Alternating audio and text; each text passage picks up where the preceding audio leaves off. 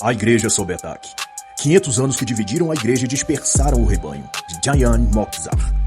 Esta é uma análise literária. Não reproduz as opiniões ou pontos de vista da autora e nem substitui a necessidade da leitura da obra no seu todo. A autora é mestre e doutora em História e Filosofia e autora de obras de grande relevância nas temáticas religião, apologética católica, filosofia cristã e historiografia.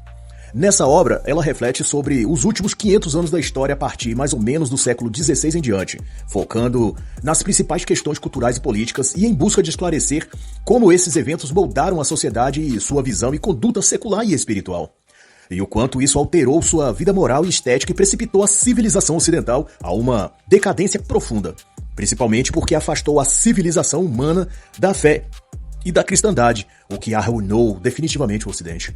Ao iniciar, portanto, pelo século XVI, Jan Moczar dá destaque para o evento mais significativo da época, a Reforma ou Revolução Protestante. Esse movimento marcou, como nenhum outro, o desenvolvimento de novas religiões organizadas em oposição ao catolicismo. E pouco tempo depois, a Revolução de Lutero faria surgir dezenas de novas seitas, lideradas por três principais correntes teológicas: o luteranismo, o calvinismo e o anglicanismo. O fato marcante a respeito de Lutero é que ele era um monge afligido psicologicamente por sentimentos de culpa e complexos intratáveis. Ele era padre, mas preso a jogatinas, fornicação e bebidas. Mas ao mesmo tempo, incomodado pelo peso na consciência e a sensação de que ia para o inferno. Porém, seus vícios pessoais sempre falaram mais alto e ele cedia às tentações da carne. Ele queria expurgar sua culpa. Não queria exatamente largar o pecado, mas parar de se sentir culpado. O mito contado pelos protestantes é de que ele teria ficado escandalizado com as concupiscências dos bispos e do Papa e lutado por um retorno à pureza da fé e vida cristã pura. Mas a verdade estava longe de ser essa. Um dos pontos que Martim Lutero criticou e tinha razão era a cobrança que alguns bispos alemães estavam fazendo em função de fornecer libertação do purgatório para os parentes de quem pudesse pagar determinado valor. Na época, chegou a ser enviado, para você ter ideia, pregadores pela Europa para coletar dinheiro em troca de indulgências. Mas isso não significava que a doutrina católica fosse essa, mas apenas que clérigos desviados e corrompidos é que se aproveitaram de suas posições para enriquecer e explorar os fiéis. Nada diferente do que acontece com muita frequência no próprio meio evangélico, onde pastores arrecadam muito dinheiro em troca de bênçãos da prosperidade para os seus fiéis lá na igreja. Alguns têm até emissora de TV, templos luxuosos, assinaturas de TV a cabo, empresas, etc. Tudo adquirido com ofertas e dízimos, campanhas especiais que chamam de sacrifício santo de Israel e por aí vai.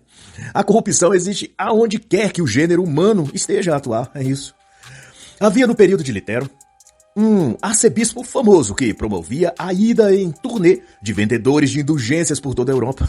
Tão absurdo que a hierarquia espanhola os proibiu de entrar na Espanha. E para a autora, quando as pessoas de fé perdem o fervor espiritual, facilmente se deixam levar por caminhos fáceis, onde não se cobra delas esforço algum para obter o suposto perdão dos pecados. Eles pagam para alguém ou algo tirar deles a culpa. E então, pagam se tiverem oportunidade para receberem o perdão e o alívio em suas consciências. E Lutero era assim. Vivia atormentado pelos recorrentes pecados que praticava, assim como o arcebispo que patrocinou viagens de vendedores da indulgência, que, como se veio a saber depois, ele era viciado em jogos de apostas e tinha muitas dívidas nas casas de jogos. Então, corrompiam-se, uns oferecendo um caminho fácil, onde não precisava de penitência, nem de arrependimento, nem de confissão, e nem o sacrifício pessoal de resistir ao pecado, e outros comodamente pagando pelo perdão, sem precisar de esforço ou mudança moral.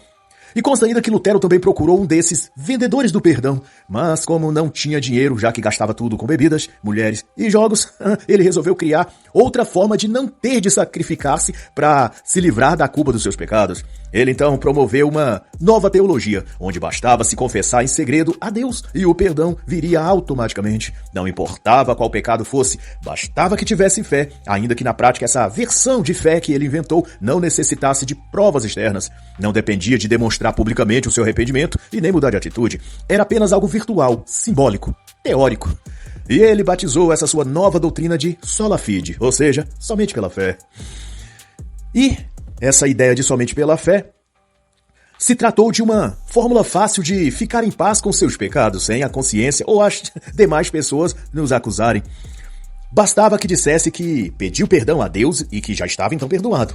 Que os adeptos da nova doutrina de Lutero recebiam o indivíduo como virtuoso, um pecador arrependido, purificado pelo sangue do Cordeiro, como os protestantes passariam a dizer dali para frente. E não era mais preciso, como exigia a Igreja Católica, que o arrependido mostrasse publicamente seu remorso e arrependimento, praticando um ato penitencial, que poderia ser ajuda e caridade aos pobres, ou uma peregrinação ao lugar santo, como forma de causar desconforto físico ou esforço físico além do natural, para levar esse indivíduo a desenvolver o hábito da força de vontade para contrariar sua carne quando preciso.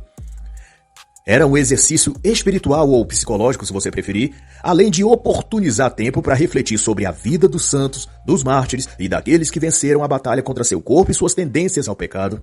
A penitência católica era como um médico receitando um medicamento imediato ao paciente, e então restaurar a sua saúde ou sintomas mais graves, mas recomendar depois que ele mantivesse uma prática regular de atividades físicas para promover uma melhora no metabolismo e fortalecer o corpo, o coração, a sua condição de saúde no geral. Assim, a confissão vem acompanhada da contrição e do pagamento de indulgências, mas não com dinheiro, e sim com atos de piedade. E esses atos eram públicos. À medida, ou isso é explicado, pelo que os danos que o pecado causou também na sociedade, ou danos públicos, digamos assim. As pessoas que sofreram algum tipo de prejuízo com as ações de um pecador arrependido, por exemplo, deveriam ser retratadas. Se o dano causado pelo pecado foi público, a retratação também deveria ser público. Por isso era solicitado ao confessante, ao pecador arrependido, que fizesse alguma caridade pública em reparação ao dano que ele causou à moral, à honra ou à civilidade pública do contexto onde ele vivia, seja de quem for, de maneira direta ou indireta. Mas, ao fim das contas, a doutrina de Lutero era volátil e não exigia nada, apenas a pessoa imaginar que a fé dela em Deus já havia provocado o perdão dela. Basta somente crer, e você, então, receberá o perdão. E, junto com isso, Lutero criou vários ensinos errôneos e divergentes do que ensinava a doutrina católica. Ele ensinou que a natureza humana é totalmente depravada e irrecuperável, que não era possível ao ser humano parar de pecar, logo, ninguém poderia viver uma vida ilibada e reta aqui nesse mundo. E isso fez com que se fosse acomodando-se e aceitando-se conviver com o pecado, praticando, mas sempre justificando que a natureza humana era assim mesmo, pecadora. Não era a culpa da pessoa, mas do pecado que vive na pessoa. Ela não queria, mas era obrigada a pecar. E Deus, sabendo disso, não a condenava, mas oferecia o perdão gratuitamente, pela graça, pela fé, bastando que o crente tivesse a fé que recebeu o perdão. Essa foi a porta aberta, no entanto, para a permissividade e para a liberalidade, e também para a hipocrisia e fingimento entre os que quiseram professar o protestantismo de Martim Lutero. E em segundo lugar, Lutero também postulou que por mais que se esforçasse, o ser humano não conseguiria parar de pecar. Ele chegou a escrever: pecai com ousadia, mas crê com mais ousadia ainda. O que do ponto de vista filosófico é uma negação do livre-arbítrio, porque significa que o indivíduo não tem poder de escolha e decisão sobre os seus próprios atos. Ele até quer recusar o pecado, mas algo mais forte que ele o leva a cometer o pecado. Logo, ele não tem culpa. E tanto mais isso foi conveniente para Lutero, porque o eximia de ter de se esforçar para resistir aos pecados que ele era viciado. Ele agora podia dizer que não era culpa dele e criar uma distorção psicológica onde passava ele próprio a acreditar que Deus o tinha perdoado apenas pelo fato de que não era culpa dele. Havia nele uma natureza pecaminosa que o forçava a pecar mesmo sem ele querer. Estava resolvido o problema de Lutero ter passado a maior parte da sua vida adulta sem conseguir recorrentemente parar de cometer fornicação, jogos de apostas e beber em excesso. E outro equívoco dele foi condenar a razão em favor de exaltar as emoções. Por isso, todo o protestantismo herdou esse profundo apego ao emocional. Eu sinto o Espírito Santo, eu sinto Deus me falando, eu estou sentindo isso e aquilo, etc. O sentimental é visto como um sinal da presença de Deus, e como no catolicismo é a razão e racionalidade que predomina, os protestantes nos acusam de não ter o Espírito Santo, ou que as missas são frias e por aí. É porque os cultos evangélicos são muito emotivos.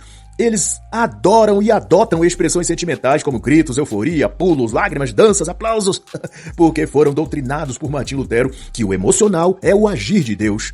Lutero disse até que a razão é a prostituta do diabo e que se devia ser afogada no batismo. Já no catolicismo, a razão é o meio pelo qual conhecemos a verdade e é boa e necessária a fé. No protestantismo de Lutero, o subjetivismo das emoções tem a primazia, e aquilo que cada um sente é o que dá testemunho de algo ser verdade ou não, vir ou não de Deus. A pessoa tem de sentir alguma coisa quando lê ou escuta alguém ler a Bíblia, quando alguém canta um louvor, quando alguém prega, quando o culto é celebrado e por aí. Não é a verdade racionalmente dita que fundamenta se algo é bom, útil ou se vem de Deus, mas o que as pessoas estão sentindo. Suas emoções é que comprovam se aquilo é de Deus e digno de aceitação. E o problema é que, à medida que as pessoas vão sentindo coisas, também vão se desviando e se dividindo, pois cada um sente algo diferente. As emoções são traiçoeiras. O texto bíblico, inclusive, as compara como as ondas do mar. Se basearem nas emoções, vão pensar uma coisa hoje e outra diferente amanhã. Porque as emoções são tão volúveis e fluidas como as águas, ou como as ondas empurradas pelo vento para lá e para cá. E junto com isso veio a sola escritura, outra heresia luterana afirmando que só o que está escrito na Bíblia vale como ensinamento. Mas daí, cada seguidor de Lutero passou a ler e interpretar as escrituras à sua própria maneira. E hoje, pelo menos 30 mil denominações protestantes diferentes surgiram, todas lendo somente as escrituras e jurando de pezinho junto, como diz o ditado, que sua interpretação é a correta. Então são 30 mil interpretações diferentes sobre questões teológicas fundamentais. Se pode ou não batizar crianças, se Jesus vem visivelmente ou não, se a igreja passará pela grande tribulação, se o sábado ou domingo são o dia do Senhor, se pode ou não divorciar-se, se há ou não línguas estranhas e os dons espirituais, etc, etc. A sola escritura não ajudou os cristãos. O que fez foi criar mais confusão e dividir o rebanho. E para Lutero, qualquer cristão, lendo a Bíblia em espírito de oração, sentiria o Espírito Santo lhe revelando a verdade. E outra vez a predominância dos sentimentos e emoções aqui é visto e percebido. E essa coisa das emoções era uma característica marcante no próprio Lutero, que tinha muitos sentimentos incontidos, ou seja, a volúpia dos olhos, a concupiscência da carne, a gula, o êxtase dos jogos e a libido sexual. E todas essas originando-se nas flutuações dos sentimentos e num estado emocional que dominava toda a razão e consciência dele. Portanto, todo o sistema religioso que Lutero criou tem muito forte as características de sua personalidade decaída, ou seja, promíscua e emocional, assim como foi Lutero. E no mesmo trilho de heresias do luteranismo veio também o calvinismo e o anglicanismo, pelo rei Henrique VIII da Inglaterra. E depois deles, milhares de outras até nossos dias. Mas no que tange a diferença entre o catolicismo e o protestantismo naquela época, é que o catolicismo dos séculos XVI e XVII desencadeou sofisticadas formas de arte, de música, de literatura, as obras-primas barrocas, por exemplo, afrescos de valor cultural e artístico inestimável e reconhecido até hoje nos livros de histórias e museus, como alta cultura. E as obras literárias que produziu foram tornadas clássicos da civilização ocidental, ao passo que o protestantismo nada produziu. Ao contrário, destruiu diversas igrejas e as artes sacras nelas para enfeiar o lugar nos locais ou regiões que o calvinismo dominou, por exemplo, com cores neutras e sem adereços em nome de uma suposta piedade e recato cristão, que não existia na verdade, mas que ajudava no jogo de aparências que Lutero criou, onde parecer era mais importante do que ser. Mas no que condiz a Igreja Católica, ela fundou escolas, gerou santos e mártires que sacrificaram a própria vida em função de ensinar a leitura aos índios, cuidar dos doentes e muitas outras coisas. E o movimento protestante não fez nada além de dividir e segregar as pessoas, provocando guerras civis e entre reis católicos e protestantes, e vai aí afora. E nesse quesito, para se ter ideia, os puritanos da Nova Inglaterra no século XVII e os calvinistas, quando foram infiltrando-se nos países, aplicaram uma purificação, entre aspas aqui, anticatólica, destruindo todo vestígio de catolicismo ao fio da espada. Assolavam vilas, destruíam templos católicos e assassinavam os próprios católicos. E quando vilarejos começaram a contra-atacar e também a assassinar esses novos crentes em guerras civis que eclodiram, eles então fugiram, migraram para os Estados Unidos.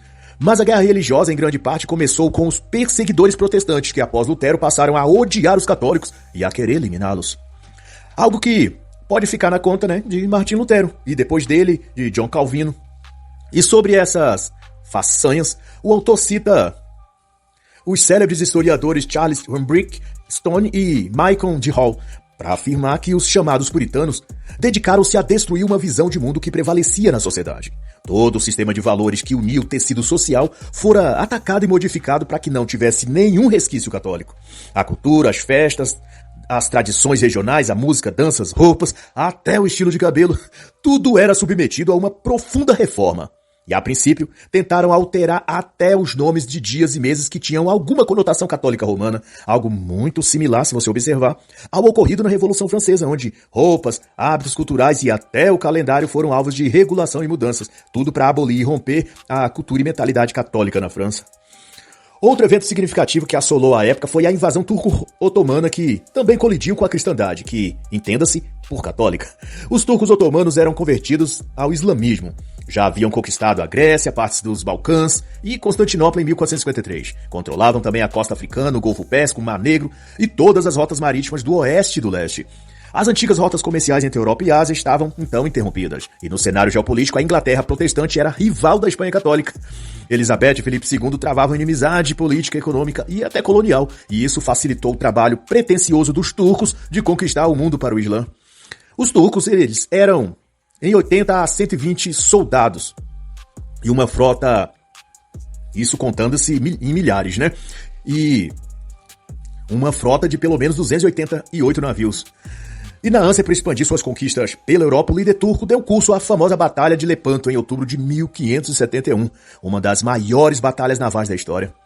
O Papa então convocou os católicos a rezar o rosário pela vitória. E o navio do devoto almirante Dória exibia a imagem de Nossa Senhora de Guadalupe, que tinha sido tocada com a imagem original no México. A chamada então Santa Liga, tendo o próprio Papa como idealizador e padroeiro, lutou com fé e coragem, e mesmo sob circunstâncias improváveis, derrotou a ofensiva turca, muito mais numerosa. E no século seguinte, vez após vez, os turcos continuaram atacando e sendo repelidos, e vários territórios cristãos conquistados pelos turcos foram sendo derrotados. Mas a guerra também era interna. Com a morte da rainha Elizabeth, James I assumiu o trono e logo se pôs como inimigo dos católicos irlandeses. Como anglicano, o rei James rompeu um acordo anterior e exigiu que os irlandeses frequentassem os cultos anglicanos. E com isso, os católicos eram presos, torturados e executados. E nesse ínterim, conspirações internas tramaram assassinar o rei Jaime e sua corte, e mais ainda os católicos foram responsabilizados por isso, no que se chamou a Conspiração da Pólvora. E nesse período, o dito Novo Mundo na América tornava-se fundamentalmente calvinista, e como também era maioria no parlamento inglês, se opunham como podiam ao catolicismo e também ao novo rei Carlos I, que sucedeu seu pai James. O próprio Carlos era casado com uma piedosa católica e não tinha a inclinação de perseguir a Igreja Católica, o que fez ser ele odiado pelo parlamento calvinista e o início de novas convulsões sociais. Mas o que fica explícito em tudo isso é que havia um ódio total pelo estilo de vida católico. Sejam os puritanos, sejam os calvinistas ou os anglicanos, eles se moviam com claro rancor aos católicos e com o propósito de destruir a cristandade católica. Porque, ao fim, se você me permite dizer, a única coisa que une as milhares de denominações protestantes é o ódio deles à Igreja Católica. Veja que nas redes sociais evangélicos discordantes em todos os seus postulados teológicos se juntam numa mesma live para criticar a Igreja Católica e chamar os católicos dos piores nomes, sem notar que esse seu comportamento foi gerado por Lutero, um homem lascivo, adúltero e imoral, e no lastro dele por outros líderes protestantes que, não tendo nada de bom e útil para apresentar a civilização humana, acham que é um passatempo divertido perseguir e criticar a Igreja Católica. Observe, quando os protestantes tomavam uma cidade, confiscavam as propriedades dos católicos, matavam-nos ou os vendiam como escravos nas Índias Ocidentais, e normalmente justificavam dizendo que era o justo julgamento de Deus. Observe aqui também, se não é exatamente esse o modus operandi do comunismo: eliminar seus opositores e tomar suas propriedades. Seguiu-se daí leis anticatólicas que proibiam os católicos de herdar terras, de tornarem-se padres, de ouvir missas ou enviar seus filhos para estudar no exterior. E se os católicos fossem irlandeses, também não podiam nem votar, nem serem escolarizados e nem comprar terras. Um dito até circulava nas colônias inglesas dizendo: entre aqui turco, judeu ou ateu, qualquer homem, exceto um seguidor do Papa.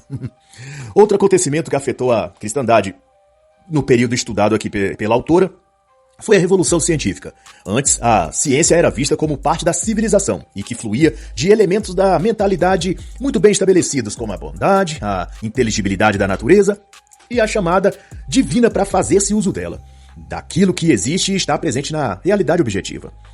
Contudo, a Revolução Intelectual, sobretudo advinda da Revolução Francesa, ou que gerou a Revolução Francesa, por assim dizer, criou a ideia de abordagem científica deveria ser independente da fé ou de crenças religiosas. E passou-se então a enfatizar a ciência como algo em si mesma, que não tem um propósito maior de revelar a verdade, mas apenas de explicar ou de replicar fenômenos materiais. E com isso, camadas do conhecimento, antes também consideradas ciências e que compunham os estudos da realidade, como a filosofia, a teologia, a ética, foram todas retiradas e discriminadas, consignadas a categorias mais baixas.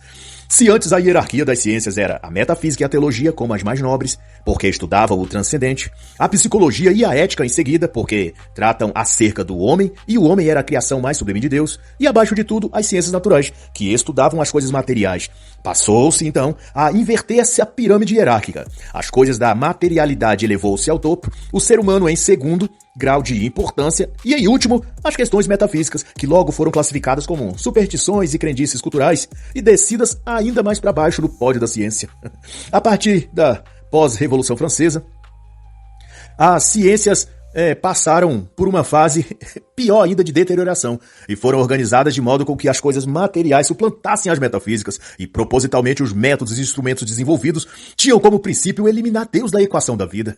Segundo Mozart, isso abriu na mente ocidental uma lacuna que a cada vez tentava se preencher com mais hipóteses e mais achismos, até que a própria ciência ou o próprio método científico se tornasse abstrato, excessivamente hipotético e muito pouco confiável, porque tornava-se mais ideológico do que empírico.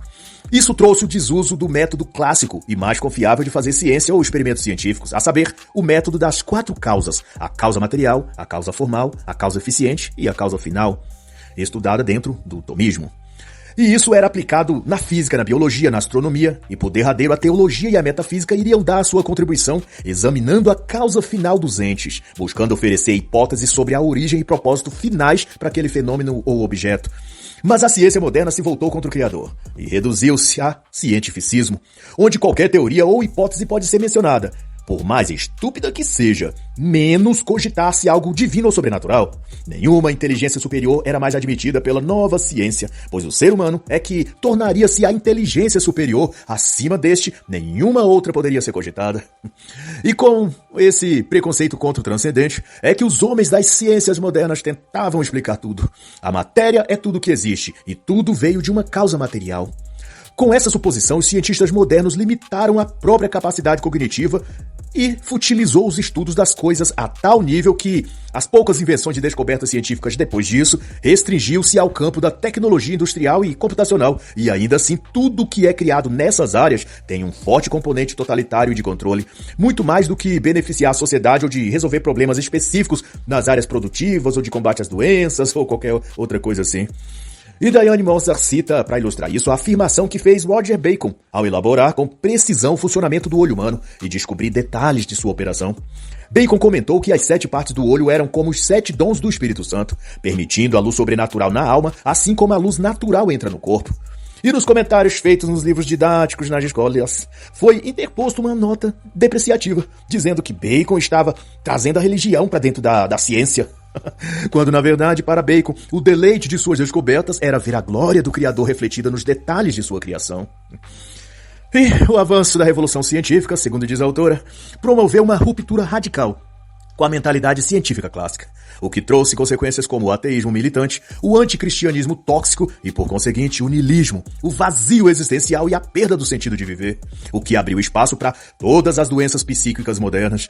E essa foi uma perda imensurável para a humanidade, o que fez brotar uma geração de pensadores e cientistas menos capazes e produtivamente inferiores, rendidos a esquemas de corrupção, aonde desenvolvem teses científicas e laudos, afirmando coisas que seus experimentos em laboratório não comprovaram, mas o fazendo em nome de propinas, contratos milionários com setores interessados em aprovar determinado produto, ou até para ter seu nome divulgado e laureado com selos, prêmios, aplausos. Isso tornou-se mais comum depois que os valores da ética e da transcendência passou a serem excluídos dos princípios científicos de pesquisa. Se a matéria é tudo que existe, o que importa é acumular uma maior quantidade de benefícios materiais. E essa se tornou a lógica do cientificismo, e afastou, em consequência, muitos da verdade. E no transcorrer do século XVIII, a França perdeu sua posição de grande potência. E enquanto a Europa vivia em guerras internas, a Rússia começou a despontar com políticas centralizadoras e governo déspota. Seguiu-se turbulências sociais, convulsões políticas, troca de governos ou reis, que inundaram de sangue as ruas e de incertezas a própria política. A Guerra da Sucessão Espanhola, a Guerra dos 7 Anos, a Guerra da Independência das Colônias na América do Norte, além da questão dos Whigs e Tories, duas facções políticas que reverberaram em toda a Europa. Nesse período, como a mentalidade cientificista já tinha moldado boa parte das pessoas, o evento do iluminismo achou terreno fértil para florescer. A ideia básica da doutrina e movimento iluminista era substituir a verdade católica por um conjunto humanista de leis inspiradas na natureza e no antropoteísmo. A razão recebeu o status de Deus, e a ciência materialista foi alçada à condição de ídolo e adorada como a rainha da verdade plena. Tentava-se fazer com que o racionalismo governasse tudo na vida e civilização humana.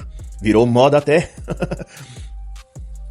uma doutrina ou sistema chamado determinismo, que prescrevia a ideia de que todas as coisas eram determinadas por leis inexoráveis expressadas pela física newtoniana. E Diane Moser deduz disso que o evolucionismo, o marxismo, o freudianismo e outros sistemas filosóficos derivaram-se do determinismo. A conclusão é que essas teorias e iniciativas tinham a finalidade perversa de estabelecer novos passos para o mundo, onde o catolicismo e mesmo a fé em Deus não faziam mais parte. E dando seguimento ainda ao século XVIII, Mozart dá destaque ao evento mais marcante desse período, que é a Revolução Francesa. Para ela, embora a data oficial seja junho de 1789, tendo início, essa revolução já vinha ocorrendo de forma preliminar, muito antes, e suas sementes ainda frutificam muito tempo depois, até nossos dias. Segundo a autora, o conceito moderno de direito, ou direito das minorias, tem sua raiz no pensamento revolucionário que vem dessa época, quando se reivindica, por exemplo, o direito de assassinar bebês no ventre da mãe, do direito ao amor livre ou coisa do tipo, se está, na verdade, ecoando os princípios revolucionários de direitos sem deveres ou obrigações morais perante a sociedade. Toda revolução moderna tende a clamar por tudo que é disruptivo e sórdido e corresponde a algo aprendido lá na Revolução Francesa. E o ponto mais sensível disso é que toda revolução é feita por homens com agendas e não pelas pessoas nas ruas. As pessoas nas ruas são a massa de manobra apenas, mas os conceitos que a massa repercute foram gestados nos escritórios políticos por pessoas de alto poder aquisitivo, ansiosos para ver o caos e depois tomar sua parte no poder na nova conjuntura que eles pretendem surgir. E toda essa hecatombe pode ser lastreada como fruto também da desobediência a Deus. E de acordo à autora, um século antes de eclodir a Revolução Francesa, Santa Margarida Maria de Alacoque recebeu uma revelação de Deus, anos depois confirmada na aparição de Nossa Senhora de Fátima, a irmã Lúcia. Foi-lhe dito que o rei da França, Luís XIV, deveria consagrar a si e a França ao Sagrado Coração de Jesus. Mas o rei recusou-se. E em seguida a isso, tudo que o rei tentou realizar, inclusive as guerras que travou, deram errado e seu sucessor sofreu devidos infortúnios depois. E no mesmo dia que Santa Margarida divulgou a revelação, mas 100 anos depois, iniciava-se a Revolução Francesa, assassinando e devastando a França. E por último, os revolucionários nominados de defensores do terceiro estado, que se dizia o poder do povo, pretendiam inventar um novo mundo sem Deus, que significava sem Igreja Católica, sem padres e sem o Papa. Mas, como diz as Escrituras, as portas do inferno não prevalecerão contra a Igreja. E como se vê, até hoje, a Igreja, os padres e o papado estão de pé. E assim está escrito: não temerás o pavor da noite, nem a flecha que voa de dia, nem a peste que se move nas trevas, nem a praga que assola ao meio-dia. 1000 cairão ao seu lado, 10.000 à tua direita, mas tu não serás atingido. Salmos 91, 5-7. E assim encerra a análise da obra A Igreja sob Ataque. 500 anos que dividiram a igreja e dispersaram o rebanho, de Diane Moser.